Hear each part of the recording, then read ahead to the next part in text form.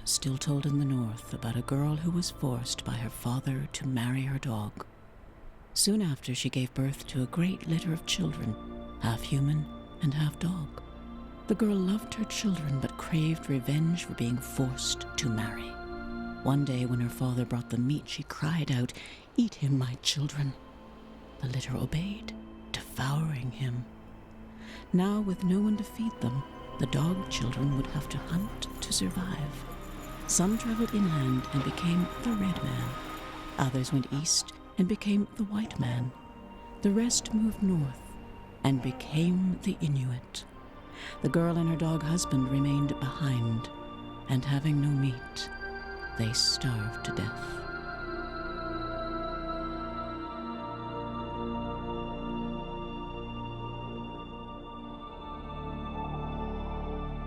Of all the animals who live in the most hostile environment on Earth, only one has made the difference between man's survival and extinction.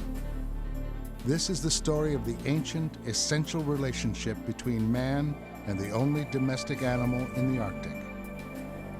For thousands of years, the Canadian Inuit dog, the dog we call a husky, has adapted to survive the worst excesses of both the weather and man in a frozen northern Galapagos. An Arctic explorer once wrote, "No other animal in the world has to suffer so much from hunger while having to toil daily to the very limit of its endurance. Such is life for the working dog of the midnight sun."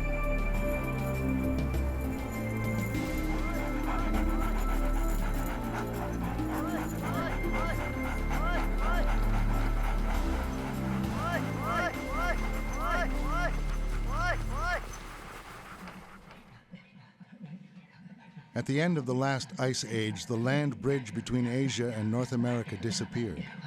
But the ancestors of the Inuit were an ingenious maritime people who crossed the open water in skin boats. With them came their dog. Rather than turn south, the Inuit chased the Arctic coastline.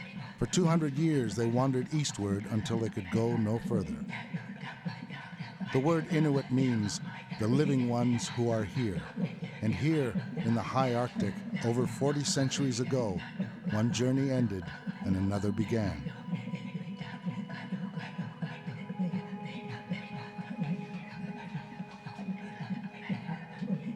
The Inuit have a saying that a hunter without dogs is only half a hunter. As aggressive partners in the hunt, dogs would surround a polar bear and hold it at bay until it was killed at close range.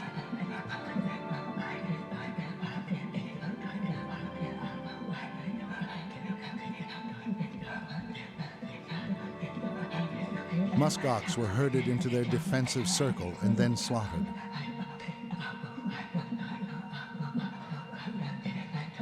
Caribou were wounded and then pursued, run down, and killed by the dogs. His uncanny sense of smell was essential to finding the seal's breathing hole, hidden under thick snow. Narwhal and walrus, harpooned in open water, were dragged onshore by the dogs. A successful hunt meant meat for everyone. Failure spelled starvation. About 1,000 years ago, the Inuit dog's strength and stamina were finally harnessed to the sled.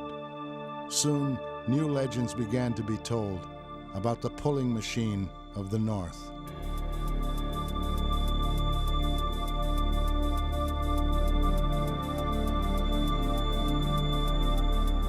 Suddenly, the Arctic ice unpredictably cracked wide open. The dog children of the East had returned. The white man had learned of the Inuit from the Ojibwa of Labrador, who called them Huskema, meaning eaters of raw flesh. The name evolved to become Eskimo, then Eski, and finally Husky. For the Inuit dog, the arrival of the white man was the beginning of a long nightmare. As the white man flooded the north, he brought his own dogs with him. Infectious diseases, to which the Inuit dog had no resistance, killed thousands. More ominous was rampant crossbreeding with southern dogs, which threatened to contaminate the entire breed. By the end of the gold rush in the more accessible Western Arctic, the Inuit dog had become extinct. But in the Eastern Arctic, where isolation remained impregnable to progress, the dog maintained its pure bloodline and its dominance as a working dog well into the 20th century.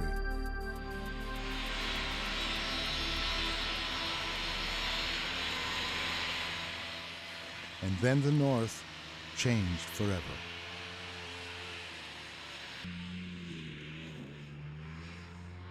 On the north coast of Baffin Island, 1,000 people live in the community of Pond Inlet. Only 40 years ago, there was nothing here but a police outpost and a solitary church. By 1960, relocation of the Inuit people into communities scattered across the Arctic was at its height. At the same time, the snowmobile appeared. Fast, efficient, and cheap to operate, the snowmobile quickly replaced the working dog, making it a useless liability in a modern Arctic. Mercifully, many dogs were shot. Many more were simply chained to the sea ice and forgotten. Once there were over 20,000 purebred Inuit dogs in the Arctic. By 1970, less than 200 remained.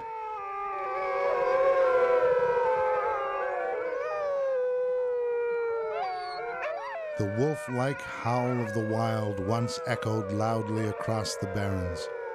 Today, it is a rarely heard lament, as rare as the breed itself.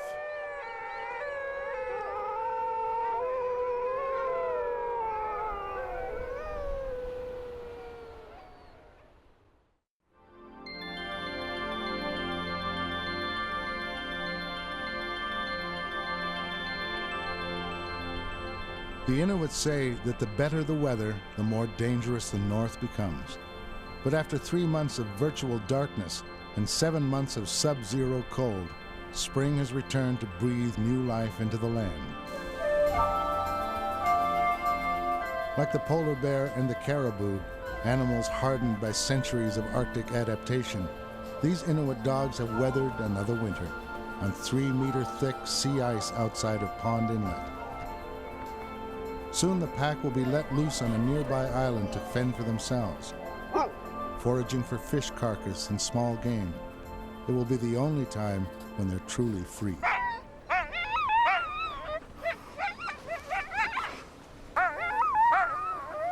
These are Charlie Enurak's dogs. Charlie is a rare breed himself, one of a few Inuit hunters in the area to maintain a purebred team of sled dogs and use them in the traditional way. For Charlie, it is the only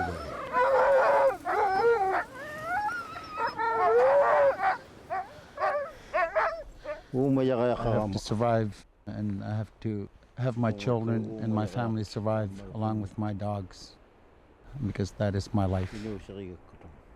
I think dogs are part of our lives. They are part of the land. They're part of the landscape. Charlie's wife always worries when he hunts by snowmobile, but traveling with his dogs, she knows he will always find his way home.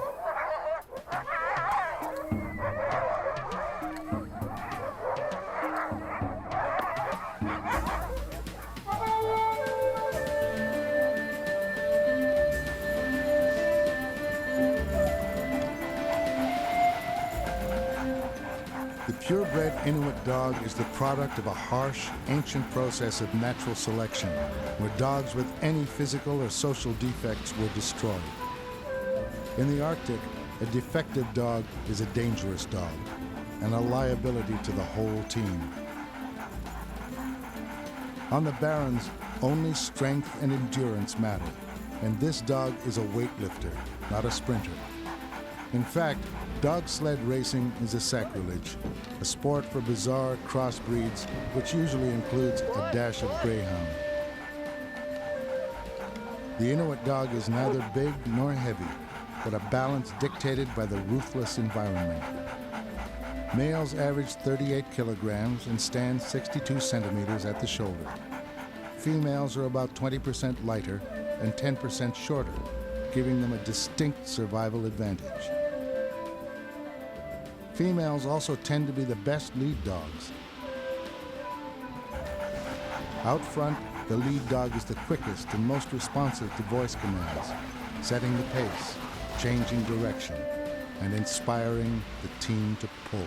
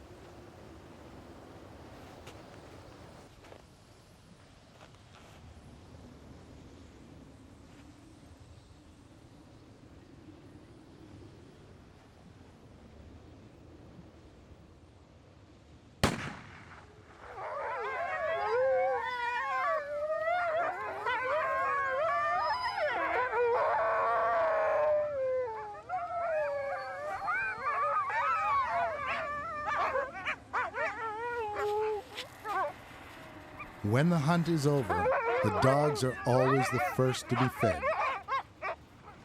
The Inuit dog is naturally carnivorous and eats raw meat and fish exclusively. This makes the Inuit dog closer to wild canids like the wolf or coyote than any other dog.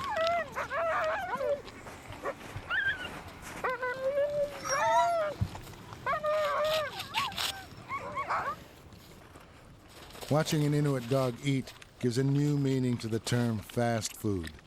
Amazing quantities of food can disappear down its throat in seconds. Meat, skin, guts, bones. It will consume everything except the liver of the polar bear or fresh shark meat, which is toxic.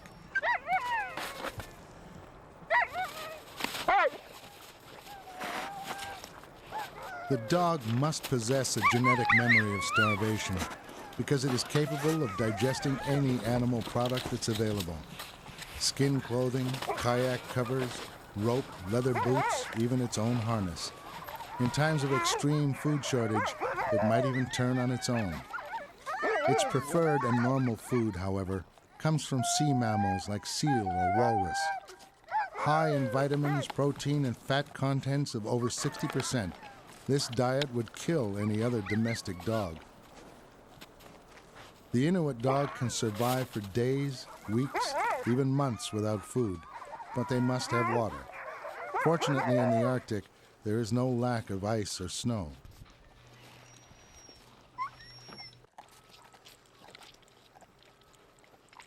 Dogs have been known to die from overeating after an extended food shortage.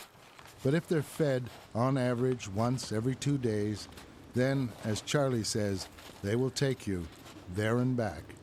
Guaranteed.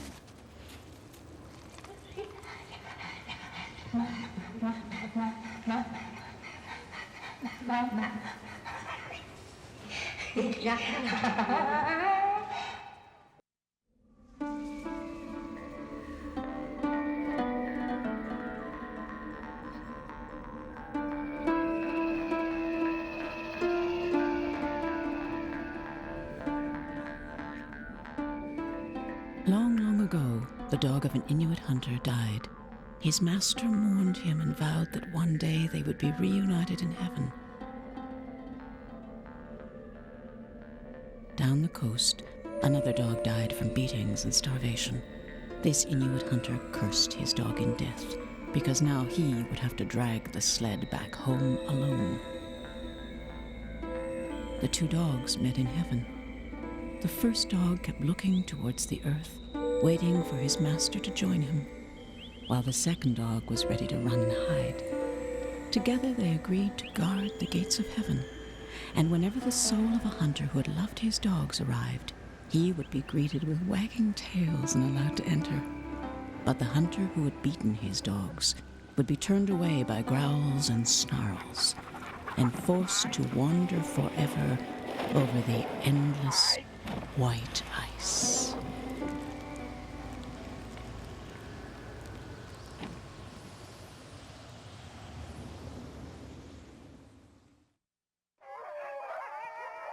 The relationship between man and the Arctic's only domestic animal is a confusing paradox. Here, survival of the fittest may be nature's way, but survival of the friendliest must be man's way. These are Ken McCrory's dogs. Ken is a leading authority on the Inuit dog. From his home in Iqaluit, he has studied the dog for 20 years and traveled over 35,000 kilometers with his own dog teams. Yeah. Stop it, stop it. Stop that. Well, there's no question about it that the dogs can be very aggressive to each other. Attaboy. They're a product of a very hostile environment, but normally if they are not socialized and handled by humans from a very early age, approximately 3 weeks, I say, they will become quite wild and unmanageable. To breed the best possible partner for the hunt, the Inuit encouraged aggressive behavior in their dog.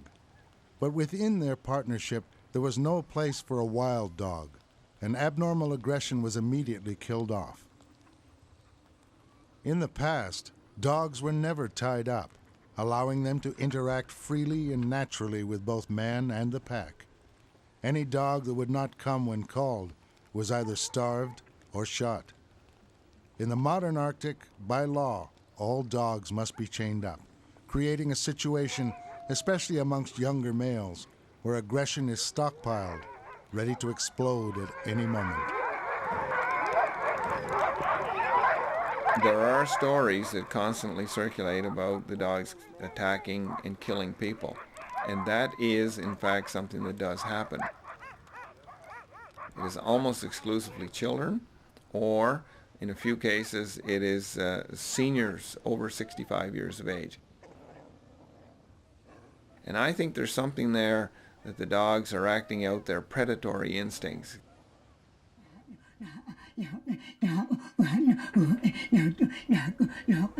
When the white man saw an Inuit dog for the first time, they thought it was part wolf.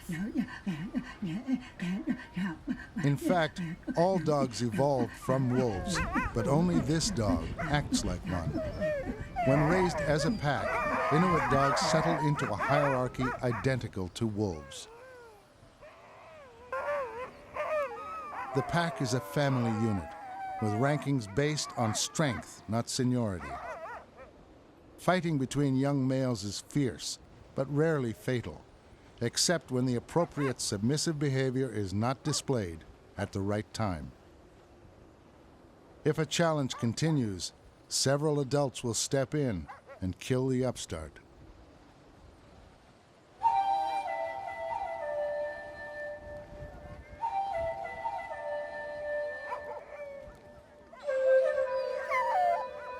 In the wolf pack, only the dominant alpha male and female mate, but the entire pack nurtures and protects the litter. In the Inuit dog pack, all will mate, and if more than one litter is born at the same time, chaos and cannibalism may soon follow. The killing of pups by aggressive males seeking to establish territorial dominance, or by females attempting to increase the food supply of their own litter, is common. The female raises her pups alone and is extremely protective, challenging any male, regardless of size, who comes too close. Even a pup who has died of natural causes will be fiercely protected.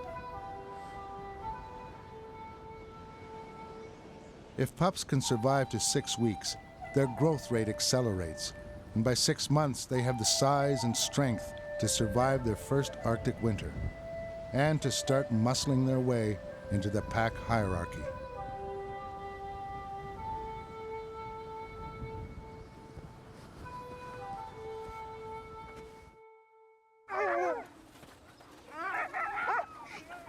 Within a dog hierarchy, like in Ken McCrory's team, The alpha male or boss dog rules the pack.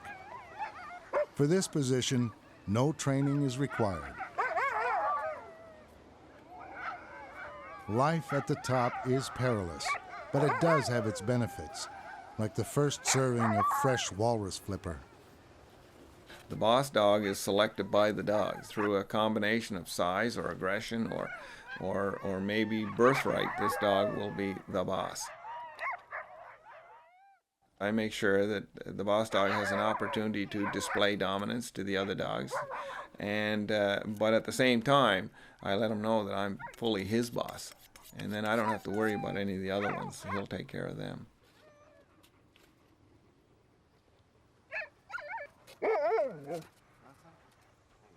Although he is the largest and strongest, a good boss dog rarely starts a fight, but is always prepared to finish one.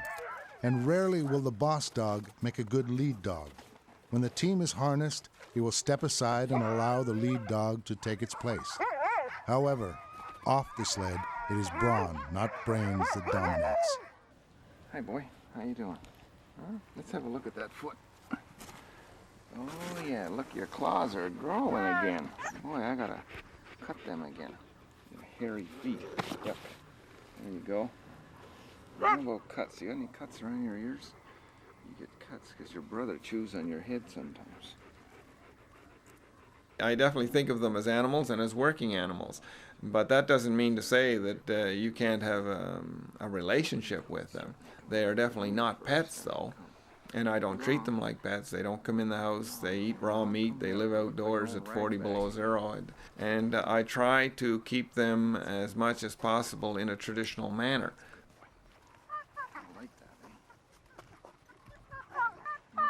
How's your teeth? Oh, they're broken. No, they look good. They look good. For a 6-year-old dog, you got pretty good teeth. That's a good fella. Brush every day, eh? There you go.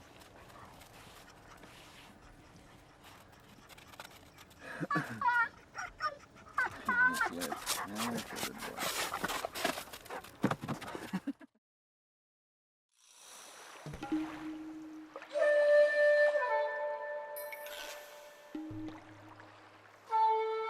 1,000 miles south of the Arctic Circle, Minnesota is a long way from home. But if you point the dog north, it's a good bet he'll make it home, probably without stopping.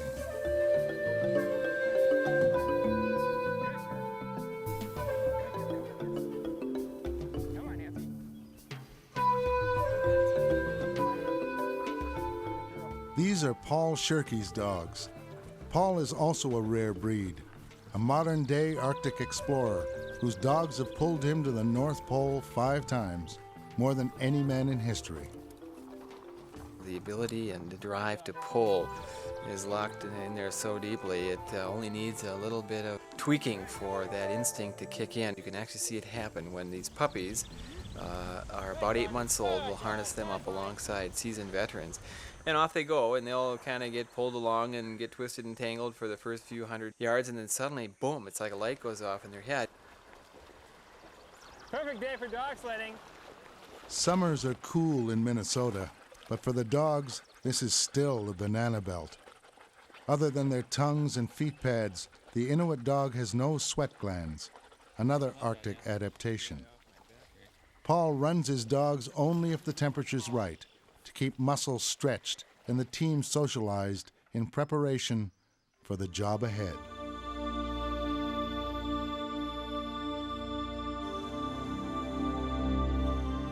Like the call of the wild, the North Pole has beckoned explorers for centuries. It is the perfect place to take an Inuit dog, and foolish to go without them. In April of 1986, along with co-leader Will Steger, an international team, 5 sleds, and 49 Inuit dogs, Paul Shirky began his first trek to the pole. I don't know if any one of those expeditions would have interested me in the least had it not been done in the company of sled dogs. The mystique of being engaged with a team of dogs where you're survival and well-being is so closely interlinked with theirs. And a huge measure of the reward that comes from those treks is seeing the dogs thrive in their native environments.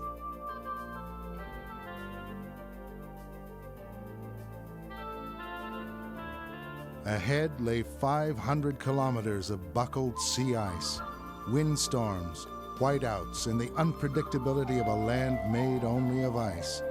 It was indeed a typical environment for the Inuit dog. They are true machines. They're just pulling fools. They get in a harness and boom, you could do 26, 30-hour days and they'd never stop. The colder the better as far as the dogs are concerned. During the working day. Of course, we've been out there with them pulling in temperatures that have exceeded 70 below zero Fahrenheit, and they don't miss a beat.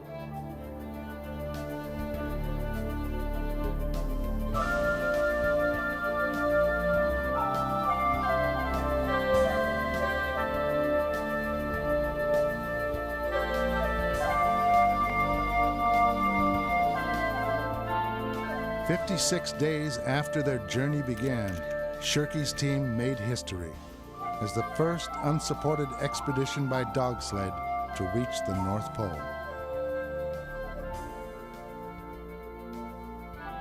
Amongst them was the first woman to reach the pole, Anne Bancroft.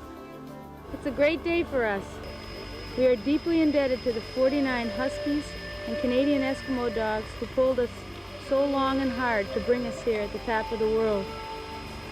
They are the real heroes of this journey.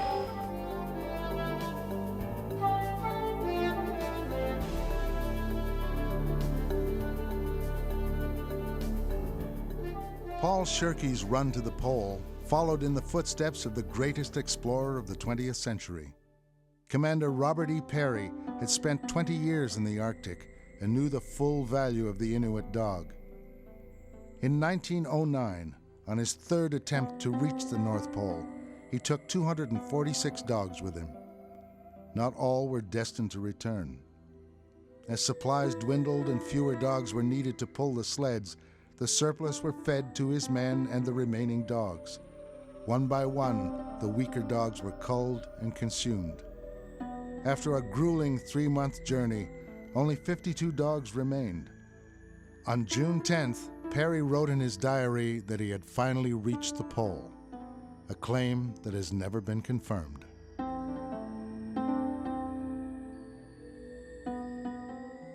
Two years later, in 1911, the great race to reach the South Pole first became a contest between Norway's Roald Amundsen and Robert Scott of Great Britain. Like Peary, Amundsen understood that dogs were invaluable to polar travel and set out with 52 of them. Scott chose to use ponies instead, and when these died in the Antarctic blizzards, he and his men were left with no choice but to pull the sleds themselves. Amundsen reached the South Pole first, hoisted his flag, and returned to his base camp 1,000 kilometers away with 11 dogs. The other 41, like Peary's, had been killed and consumed. A month later, Scott reached the pole to find Amundsen's flag. On the return journey, exhausted from pulling the sleds, weakened by lack of food, and only 15 kilometers short of their base camp, Scott and his team perished.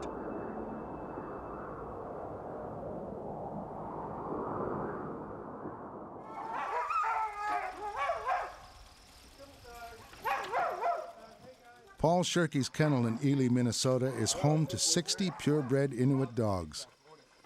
He breeds them solely as working dogs for polar exploration and a new phenomena, explorography, the science of taking an adventure rather than a vacation. In the spring of 1999, Paul made his 5th journey to the North Pole with a group who paid for the experience.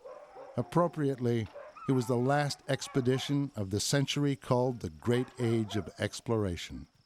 I certainly will fight tooth and nail to ensure that there's a proper place for the Eskimo dog in the 21st century.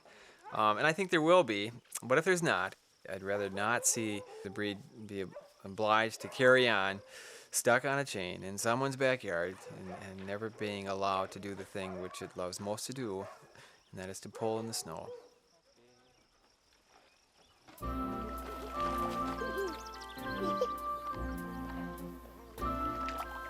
Minnesota is a long way from home, but for the working dog of the North, Paul Shirky has found a new place for its legacy, one that he fully intends to pass on to his own breed.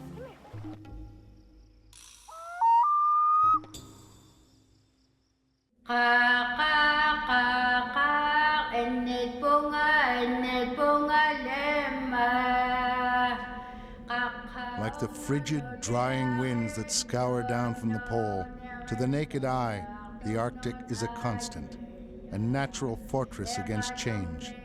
Yet it could not protect the Canadian Inuit dog. Over 100 years ago, Canada's official dog registry, the Canadian Kennel Club, recognized the Inuit dog as a pure, indigenous breed. In 1966, the last litter to be registered was born, and in 1976, only one sterile male remained on their list. What nature could not do, disease, technology, and crossbreeding had, at least officially, defeated.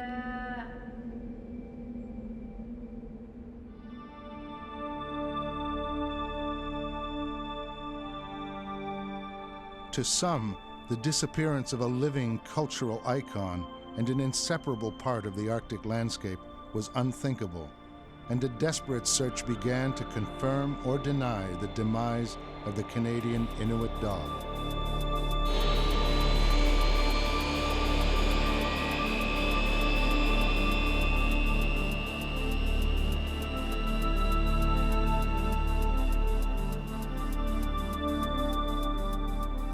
The Inuit call him the Dog Man.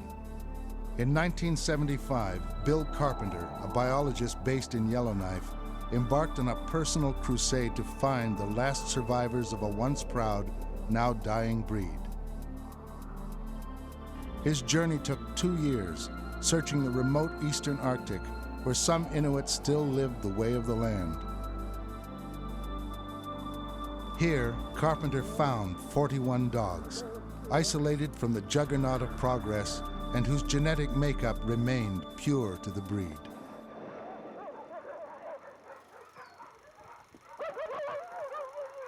These are Bill Carpenter's dogs. Bill returned to Yellowknife and began a controlled breeding program with his 41 survivors. So what this project is all about is that we are breeding back the indigenous or aboriginal breed of dogs that was with the Thule culture of Inuit. This male here, he's an exceptional dog. He'll be one of the stud dogs used in the first generation breeding program. He's only 6 months old now. He's just about reached his full growth. Ahead lay the task of producing at least 3 generations before the breed could again be registered and Bill could claim that the Inuit dog had been saved. Food was a major problem. The dogs were ravenous, eating 70 tons of it a year. Several times the project was put in jeopardy due to the threat of starvation. But like his dogs, Carpenter persevered. We're documenting all of the various characteristics and growth rates of these dogs, which has never been really done before, so that they'll be registered again. There's no reason that in 2 or 3 generations we won't have 200 or 300 of them all registered and producing a original line of dogs again from this part of the north. In 1986, 10 years after Bill began his crusade, the Inuit dog was again registered with the Canadian Kennel Club. But his success remains perilous. Over the years, Bill had sent hundreds of dogs back to the Inuit only to have them disappear as casualties of crossbreeding. But others have endured to become a living reminder to a new generation of Inuit of their past and their future. I used to talk to a lot of elders, and they would tell stories, and that got me curious as to what a dog team would look like. I wanted to see it for myself and actually live it, part of my culture that I never saw when I was growing up. And eventually I got my own team.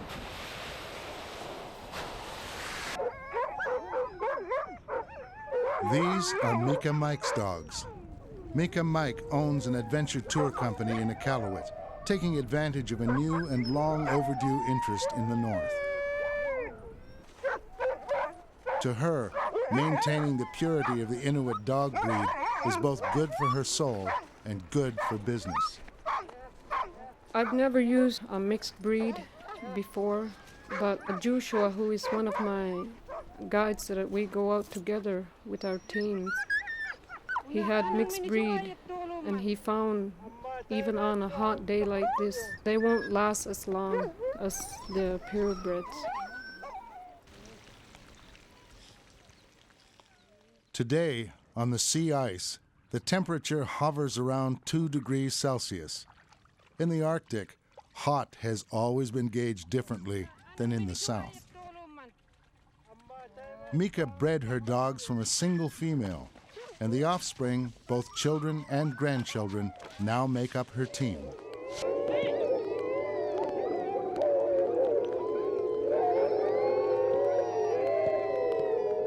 They're much similar to wolves in their social structure and how they act. Like the young ones that I've been training for the past year and a half, are now testing the older dogs and challenging them, trying to figure out where they fit in a team. For Mika Mike, the Inuit dog is an inseparable part of her own time and place. Now, she has plans to build another dog team to meet the growing demands of northern tourism.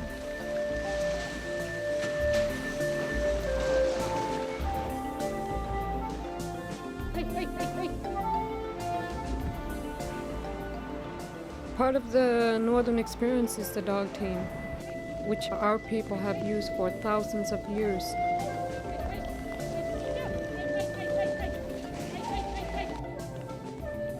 The best thing I like is, like last night, it was pretty sunny, peaceful, no sound, no motor sound, and all you can hear is water splashing from the dogs running and the sled.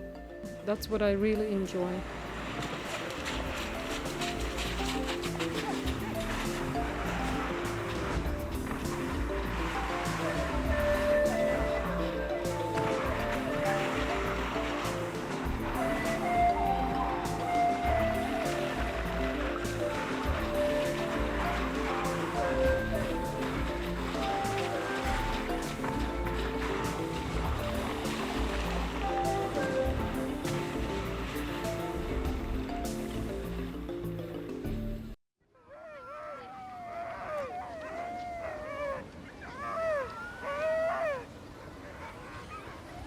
After a 3-hour trip by dog sled, a group of 6th grade students has left Iqaluit behind for a more traditional classroom on the tundra.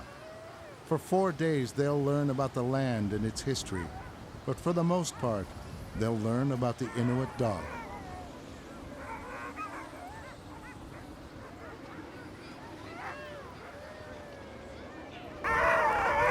These are Mattie McNair's dogs.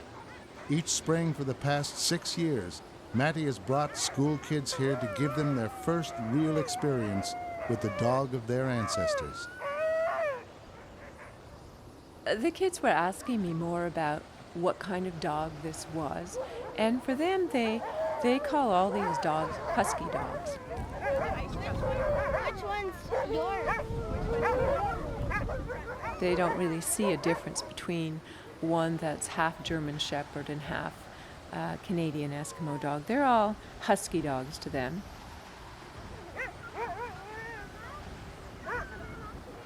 Along with her husband Paul, Mattie owns an adventure tour company and 29 Inuit dogs, the largest team in the region.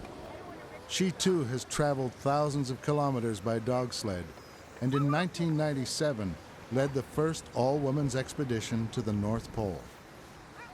It is because of her dogs that she has also become a teacher. In the beginning, the children are very hesitant. And they're very afraid of dogs. You would think that there's so many dogs around they wouldn't be. But actually they are quite afraid of the dogs. They don't know them. And I bring the puppies along so that they can sort of interact with the puppies and learn more about how dogs interact. That'll be safe in here. For most Inuit children, the sled dog is both an ancient relic and a modern mystery. The snowmobile is all they know, and it doesn't bite. For these kids, the best way to learn about the Inuit dog is to experience it, and then let them figure out the rest for themselves. And when we come into Carmarthen, it's very bumpy. It might take two of you to hold on to, because they just love pulling. And they love pulling you too. They won't bite you. They're very friendly. They're just very excited. And they want you to hurry up. So maybe two of you. Bring them up to their harness, all right? Let's go up to their harness. And after they've gone over and harnessed the dogs and they realize that the dog is just trying to lick them or sniff them, they're not trying to bite them, they start to relax more. And by the end of the 4 days, the kids are all going over and getting dogs and bringing them over and putting them into harness, and that's really wonderful. With your legs. Okay. Over the head. In a region where 56% of the population are under the age of 25, living on the land is an important experience for these kids and the dog to share. If the Inuit dog does have a future, it will be this generation who decides. For now, their first contact is nothing less than a real-life lesson about the wild, unpredictable land they call home.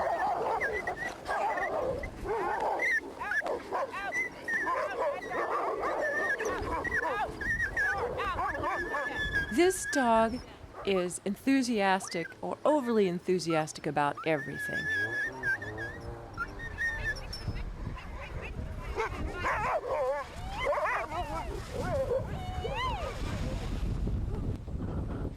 It's as if this dog has really a foot in the wild, but they're also a domesticated dog, and working with them is recognizing that they are both.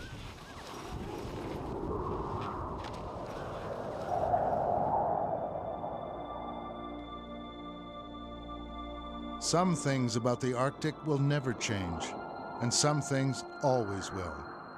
In a land both endless and unequivocal, life goes on.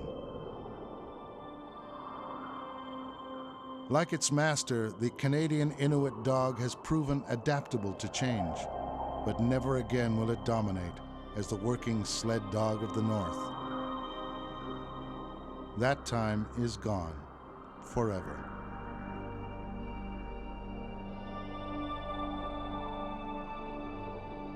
Today, the Inuit dog is hunted by the future, a future that may well be its past. Strict, purebred breeding will protect it, but without purpose, as a working dog, it will cease to be an Inuit dog.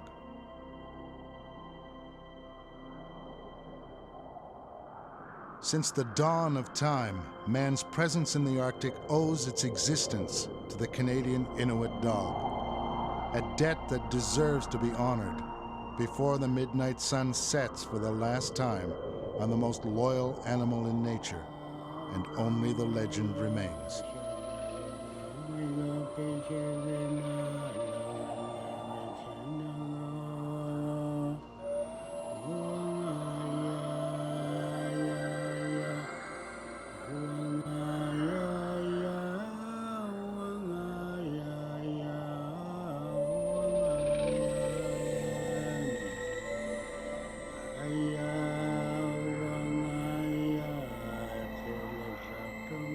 Standing by the gates of heaven, the dogs waited. And whenever the soul of a good hunter who had loved his dogs approached, he was greeted with wagging tails and allowed to enter. But the hunter who had beaten his dogs was turned away by growls and snarls and forced to wander forever over the endless white ice.